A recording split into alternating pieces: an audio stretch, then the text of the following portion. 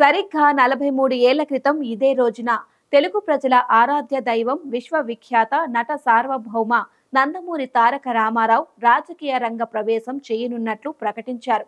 NT Ramarao రాజకీయ రంగ ప్రవేశం ప్రకటన కోసం ఉత్కంఠంగా ఇటు అభిమానులు అటు తెలుగు ప్రజలు ఎదురు చూస్తున్న సమయంలో 1982 మార్చి 21వ తేదీన మధ్యాహ్నం పత్రికా విలేకరుల కార్యాలయాలకు అందిన ఆహ్వానం వారిని ఒక్కసారిగా ఉలిక్కి పడేలా చేసింది. ఆ రోజు ఆదివారం సెలవు కావడంతో పత్రికా విలేకరులు, పత్రికా బ్యూరోలు, పత్రికా అధిపతులు తీరుపడిగా తమ స్వవిషయాలు చూసుకుంటూ విశ్రాంతి తీసుకుంటున్న సమయంలో ఈ రోజు సాయంకాలం 5 గంటలకు ముషీరాబాద్లోని రామకృష్ణ సినీ స్టూడియోలో ఎన్టీ రామారావు నిర్వహించే పత్రికా గోష్ఠికి రావాల్సిందిగా రాష్ట్రంలోని అన్ని పత్రికా కార్యాలయాలకు ఆహ్వానం అందింది. ఈ ఆహ్వానం అందిన వెంటనే ఇదేదో రామారావు రాజకీయ ప్రవేశానికి సంబంధించిన ప్రకటనే అయి ఉండవచ్చని పత్రికా విలేకరులు హుటాహుటిగా రామకృష్ణ స్టూడియోకు వెళ్లారు. వారందరినీ స్టూడియోలోని మినీ ప్రివ్యూ థియేటర్లో కూర్చోబెట్టి రామారావు కుమారుడు జయకృష్ణ ఫలహారం, టీ, కాఫీ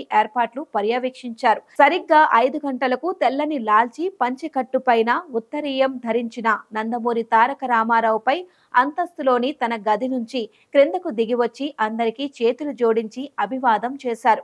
అక్కడున్న జర్నలిస్టులందరూ చాలాసార్లు రామారావుని తెర మీద చూసిన వారే, కానీ చాలా మందికి ఆయన్ని ప్రత్యక్షంగా చూడటం అదే మొదటిసారి. పైనుంచి కింద వరకు దగదగలాడుతూ ధవల వస్త్రాలతో ఉన్న ఆ రూపాన్ని చూసి వారు మంత్రముగ్ధులై కళ్ళప్పగించి అలా చూస్తూ ఉండిపోయారు.